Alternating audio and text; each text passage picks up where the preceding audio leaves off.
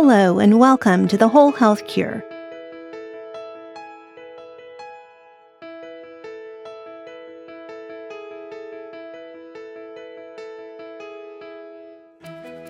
This is a special episode. It's our 200th episode.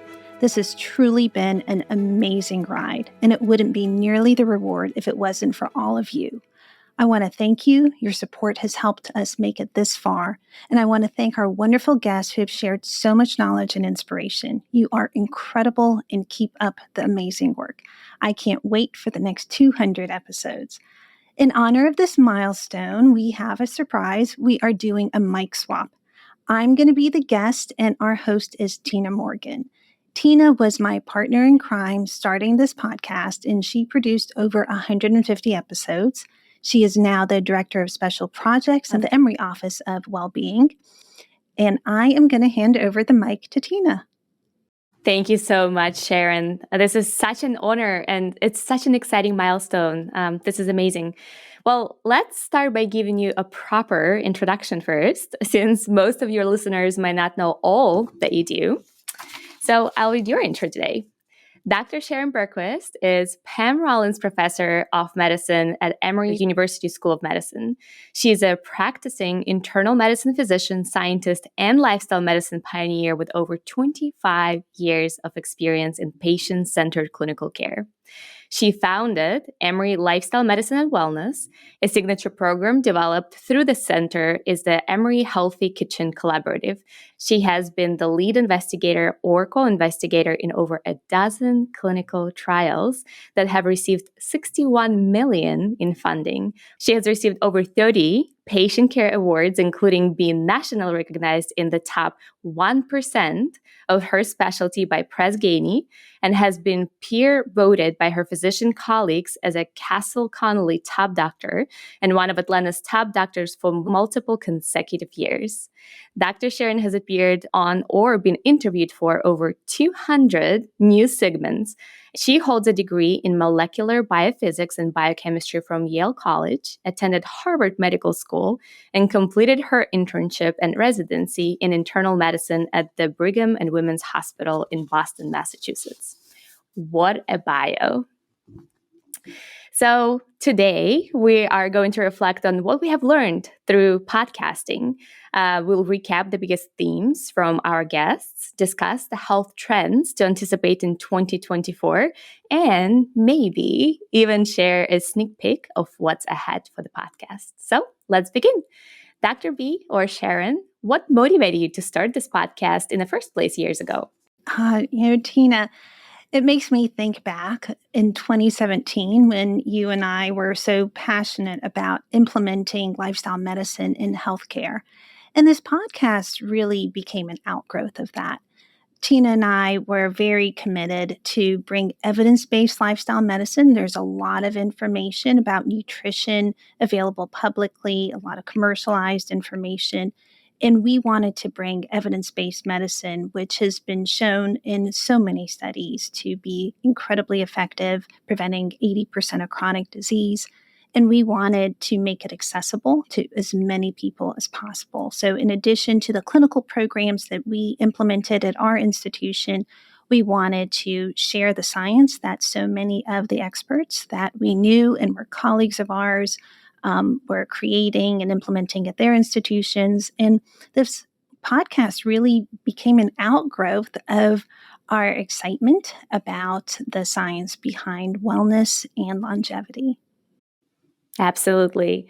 And the excitement to connect with the people that were leading the way on this work. I know, I would not have guessed. I mean, this is the 5th year. Again, when you start something, you have no idea where it's going to go. And it's just grown so much in the time that we've been doing this. I mean, we are now on 69 platforms, 131 countries, which is, probably not something we even had a plan for when we started this. We've been rated 20th top podcast by FeedSpot as the top healthy living podcast. We are in the top 5% of podcasts on Listen Notes. So we've just been tremendously thrilled with the response and all of the support that all of you, our wonderful listeners, have provided us. Absolutely. What impressive numbers. And I also remember how special it has been to get personal notes from some of our listeners. If you may remember, we've got one from Poland and we've got several through the years, but especially those first few were very, very memorable and special. Yeah. Yeah. I think that's really the reward of doing all the work that we're doing. So, yes, it's been great. Yeah. Well, talking about the rewards, Sharon, what has been the most valuable component of hosting a podcast for you? Yeah, I think you just touched on one of them. It really is the network of colleagues, the people across the country and even globally that are doing such incredible work, are so committed to advancing science as well as the implementation of lifestyle medicine. And to be able to connect and share and to make our conversations available to other people to benefit from has been incredibly valuable.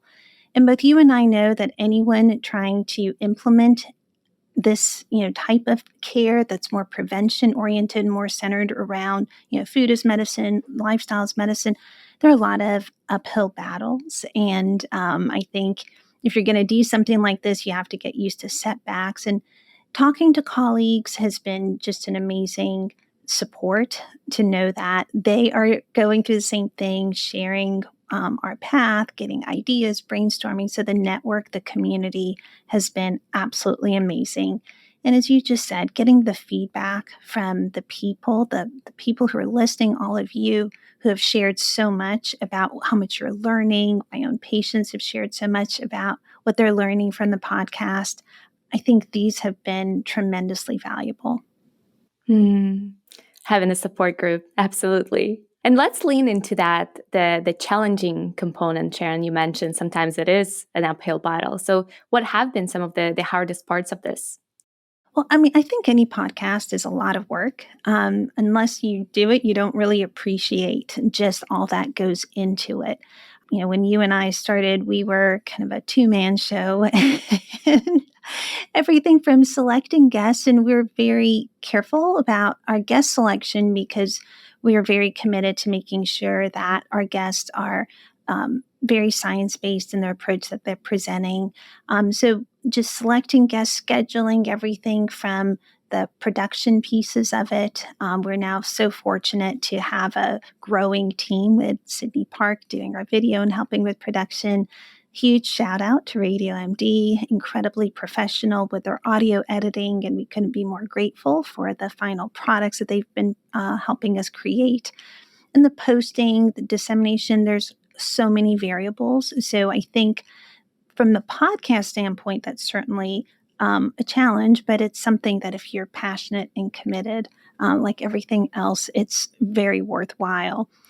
And from an implementation standpoint within healthcare of lifestyle medicine, I think it's innovative for a healthcare space. And I think that always creates challenges because you're creating the path behind everything from reimbursement to the actual nuts and bolts of the implementation. And I think one of the most inspirational things working with colleagues across the country, many of our guests, is the recognition that change really happens from groups of small people that are highly motivated and committed to making change. And that's how momentum builds. I don't think we need to wait for, broad sweeping legislation to switch our healthcare system and our food system towards prevention. I think all the work that people are doing creates enough momentum until we get to that tipping point for change to happen. And realizing how much of that is happening in different pockets throughout the country has been one of the greatest gifts from doing this podcast. It's funny, what I hear you say is that it sounds like the most inspiring and then the most challenging components of these work are basically the same. And it's the fact that the small groups of individuals who are really, really passionate, they can really make things happen, even though it can be hard. But that forming that peer support network where we can know that we're not alone and connecting with like-minded individuals has been such a gift of this program and podcast. Yeah, definitely. I think the community, which has been just so supportive, and I mean that in a very broad sense of people that you feel that you know as friends, even though you may not have even met in person, but the amount of support virtually and through the connections has been very inspiring to keep moving through the hurdles and the challenges. Well, let's talk about our guests, Sharon. What have been the biggest themes from our guests that you've heard and spoken about? That's a great question. I would say probably four main themes I can think of. The first theme is really what we're very committed to, and it is sharing information on how effective science is behind lifestyle for prevention. And even though we know it, I think what we've heard over and over as a theme is the magnitude of the impact. And I think that's really where it's been eye opening. We've had guests talk about prevention, management, and even reversal of heart disease, for example, with Dr. Caldwell Esselstyn, Brian Asbill, Joel Kahn. We've had people talk about the prevention, management, and reversal of diabetes and insulin resistance. Robbie Barbaro with Mastering Diabetes, incredible book and resource. Brenda Davis, brilliant dietitian, just spreading so much information about diabetes. Cancer is an area that I think it's been really eye-opening, learning how much is in our control. We think about that more for chronic disease, not always apply that to cancer, but just having guests speak about our ability to prevent really from various guests, anywhere from 40 to up to 70% of breast cancer and prostate cancer. We had Dr. Benny Gavi speak about prostate cancer with Myla Elan. We've had Amy Commander at Harvard, Don Musalem at Mayo Clinic, Amber Orman just speaking so much about breast cancer prevention. And I'm going to say not just prevention, but treatment efficacy with lifestyle and reduction of recurrence. An entire field of exercise oncology, as Amy Commander was sharing, on just how incredibly recognized the role of exercise is throughout the whole course from prevention to management to recurrence. So I think that's been a recurrent theme and probably one of the most valuable ones. We've also had guests speak about all the different types of chronic disease that are prevented, like Michael Greger, How Not to Die, of course, Mayor Eric Adams on how effective lifestyle has been in general, and especially in the New York hospital systems. And so that's definitely been a repeated theme.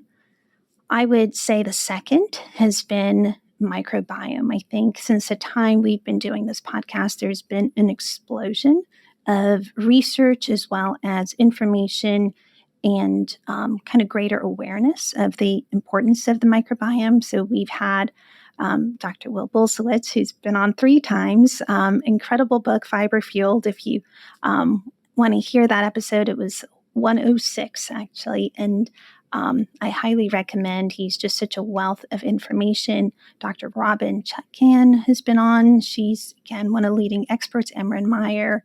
4 decades of research he's done related to the gut microbiome. So incredible expertise behind gut microbiome that people have shared. So many of our guests have touched on the importance of the microbiome. And I think we're going to continue to hear about it because of so much of the role that it plays in health and longevity. I would say probably a third theme has been more around food quality and the sourcing of our food, more awareness about just farming practices, about regenerative agriculture and the importance of soil health and biodiversity. Zach Bush spoke about that. Brenda and Corey Davis spoke a lot about that. Dr. David Katz, who has really spearheaded a lot of information about food source and sustainability. I think that's been a recurrent theme, and probably a newer one has been nature as medicine. We've had a couple guests, Dr. John LaPuma, we've had Dr. Melissa Sunderman talk about the need for us as humans to connect with nature and the importance for managing anything from anxiety to just the incredible transformation that it has within our own body when we make that connection with nature. So I think that has been probably another really big theme.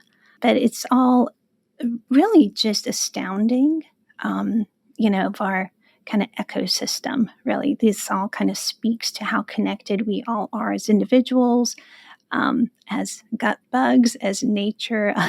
It's all part of this ecosystem that ties into our health. Wow, what a beautiful summary of just a huge body of work that you've created together in collaboration with all the guests that have been the visitors for the pod. So to recap for our listeners, you talked about just the power and the potential of lifestyle everyday choices to prevent, reverse chronic disease. I mean, how exciting and empowering that is.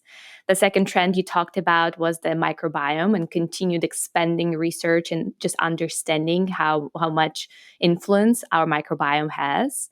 You talked about a more holistic, a comprehensive view at the food quality from not just tomato equals a tomato or blueberry equals a blueberry, but really where does that tomato come from and where does the blueberry come from and what is the bigger picture? How much nutritional value do those foods carry and how can we be mindful of where our foods come from? And then the final piece around nature, and I just recently was talking to somebody about forest bathing is another term that I heard about that and the research that's coming from that. So that's really, really inspiring and again, a great summary. Sharon, what are some of the trends that you see emerging? What do you think are the topics that are gaining importance now? I would say over the course of the time that we've done this podcast, sleep, I think there's almost been a 180. There was a time not too long ago where people were proud of how little sleep they used to get. And now you practically don't hear that. There's a lot more knowledge of how important sleep is. And now the focus of the conversation is towards the quantity and the quality of the sleep. So I think we're going to hear a lot more because of the role that sleep plays in virtually every aspect of our care. Mental health has really risen in its importance to our health and our just awareness of the role that it plays in our day-to-day lives and how to better manage mental health. And I would add probably a third emerging area has been coaching. Anything from, historically there's been executive coaching, but the expansion to life coaching, to wellness coaching, to health coaching. Dr. Margaret Moore spoke about that with Well Coaches, amazing Dr. Beth Frades and her coach approach.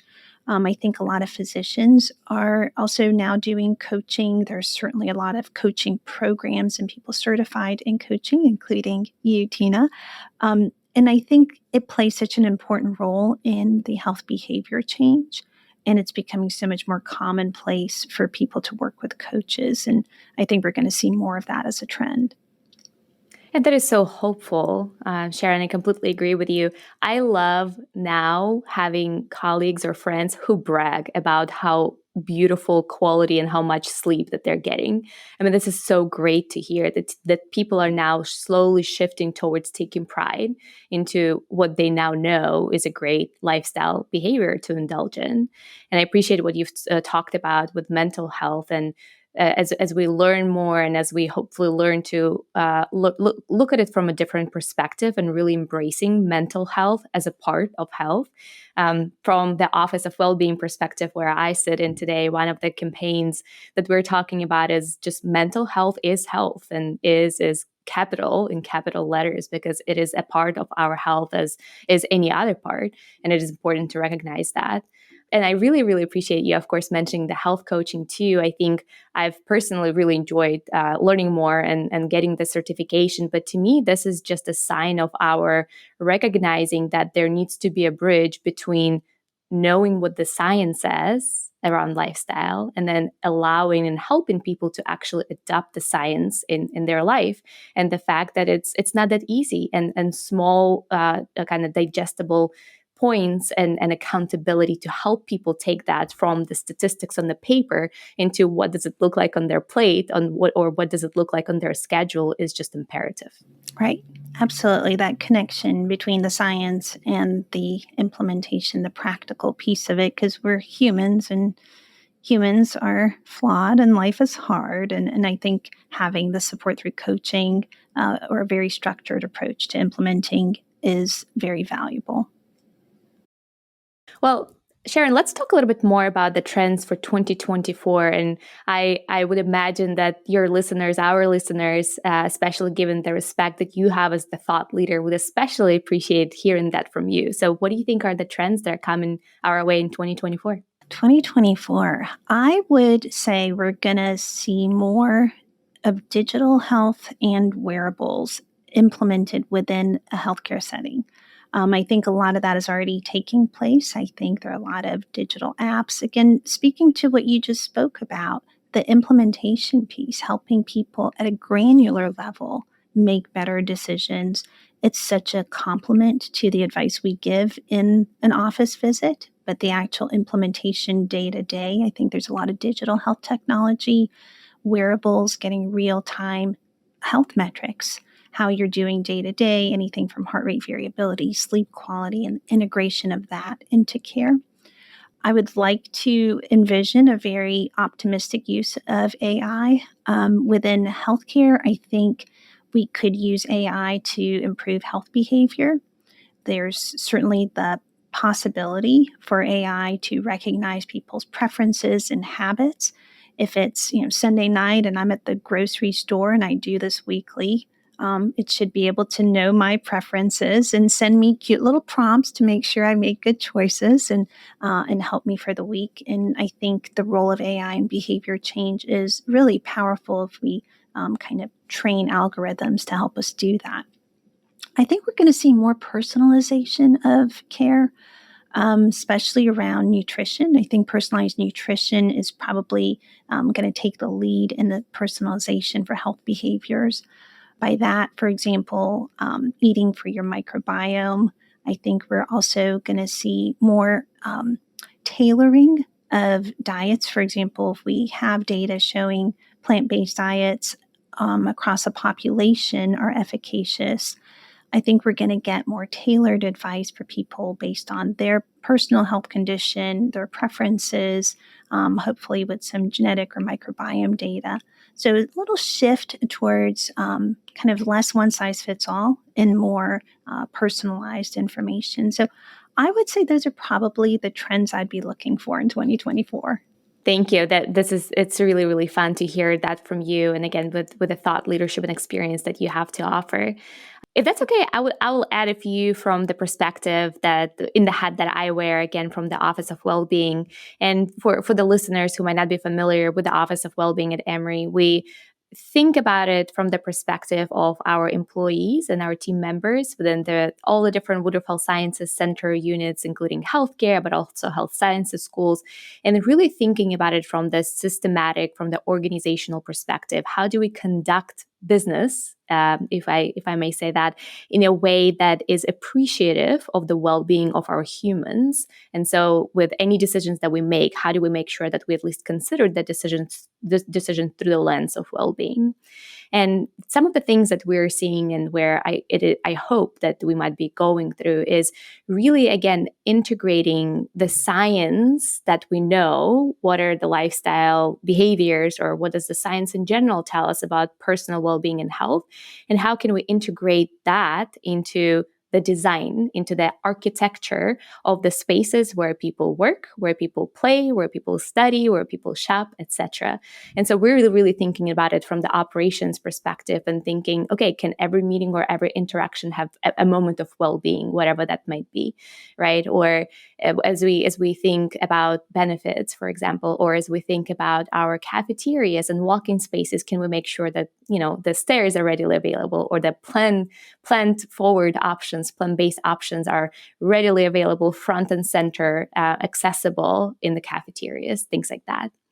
Another component of the work that we're looking at right now, and the trends and the areas that I see grow, is really rediscovering, I'll probably say, the connectedness, the relationship building. And I think we really know that inherently as humans, but it sounds like in the past decades, probably, with the development of the business and the work environment, where work week hours get longer and longer, and the technology and all of that, it somehow allowed us to get a little further away from each other. And we know Dr. Vivek Murthy, our Surgeon General, talks a lot about the epidemic of loneliness and isolation, and really finding the ways to rediscover our humanity and, again, create those environments and time in our day and schedules where it is possible to connect with each other in a meaningful way and continue to foster those relationships. And today in our busy lives, that sometimes takes more intentionality and actually takes scheduling. But my hope is that we continue to learn both the power and then the value of that. And of course, some of the recent findings, there have been so many studies, and the Harvard study specifically, that basically revealed that the biggest predictor of your longevity and the happiness in the life is the quality of the relationships that humans have in their life. So I would definitely mention those two as some of the pieces that are really exciting. Completely agree. And I think it's so important to, like you just said, stop thinking about wellness as an add-on at the end of the day and how it needs to be a part of the day. And I think that really is going to be very valuable in the workplace, because, we all get home late, and, wellness can't just happen after 8 p.m. So I think the work that you're doing is wonderful. Absolutely. Integration. Yes. Thank you, Dr. B. I enjoy our walking meetings when we get a chance to do those. Well, let's bring it back. We started with recapping our journey with the podcast, the lessons learned, the trends, the guests. And so let's bring it back to the podcast, but now look forward. What are some of the things that the listeners can expect in this year and going forward, Dr. B? Oh, so I will say that, at our core, we certainly want to continue having guests that we think add a lot of value to the conversation, who bring a lot of science and a lot of knowledge. So I think we're still going to have a commitment to having guests that are at the forefront of their expertise in their field, and to give you the best information that we can. And my goal has always been, and will continue to be, to make sure there is some actionable advice that you can take from every episode and begin implementing into your life to live healthier, happier, longer. I will also probably start to do more solo episodes. There's a lot of breaking news in health articles, some that change our practice habits, and being able to share that closer to real time with people, I think is something that would be beneficial. I also think there's growing numbers of direct-to-consumer companies that offer various types of testing, and I get a lot of questions about that in my clinical practice, and bringing some of that information about what are good tests to pursue, and some that may be a little bit ahead of the science. And I think the other area that I'm looking to expand on this year is really where the science is headed. There's a lot growing in the direction of the importance of cellular health. Our cells are our most fundamental units, and our cells have an incredible capacity to heal, to repair, and to regenerate. And I think if we learned more about lifestyle practices that activate our own regenerative capability, we can really fine-tune the lifestyle and help us build our health from a very fundamental unit up. So we'll have more guests. I'm talking about lifestyle actions like intermittent fasting. We've had Dr. Walter Longo, but there's a lot more information about cold plunges and their value to health. So getting more into the cellular health component. And with our 200th episode, we'll be launching our YouTube channel. So what's coming, it will also be video on YouTube of our podcast. Wonderful. I will speak for myself. I certainly cannot wait for all of those. And I'm sure our listeners are in the same boat. I know I often am curious about what are your thoughts on some of the things that are emerging. Sometimes it's really hard to tell from either data or from papers, research papers, and the coverage sometimes does not really represent exactly what the research paper says. So it is really wonderful to hear from somebody that you trust, who now has a recognition and respect in this field, somebody like you, Sharon. And I'm sure the listeners will really appreciate your perspective and expertise and wisdom with digesting some of these new things that we're seeing evolving and allowing them in the loop of what's happening. Well, it is bittersweet to end this, but we want to say thank you to all of our listeners for sticking with us and for sharing these episodes with your friends and colleagues for 200 episodes. We would really love for you to continue to support us. Please let Sharon know if you have any suggested topics you would like for her to cover or any feedback overall. Please share the show. We also really appreciate reading your reviews. So whatever your thoughts are, please share the review on whatever your platform of choice is. There are all different kinds of them, we know. And yeah, we hope that we will continue to stay in touch with you and continue to get letters from Poland and from England and from all the states within the United States. And we hope that we get to run into you in some of the conferences or maybe in even the hallways of Emory. Excellent. Thanks, Tina, for taking the mic. Yes, thank you for inviting me, Dr. B. What an honor.